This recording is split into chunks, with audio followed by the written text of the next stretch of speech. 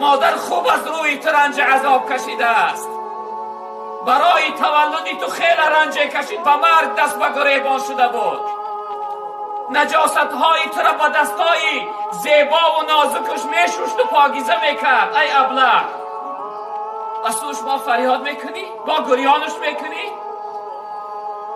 شبی که تو را خواب نمیبود و خواب نداشت، تا سحر تو را الله میگفت، تا سحر همراهی تو بیدار بود. وقتی از خواب میخستی خودش نمیخورد و اول تو را میخورانید.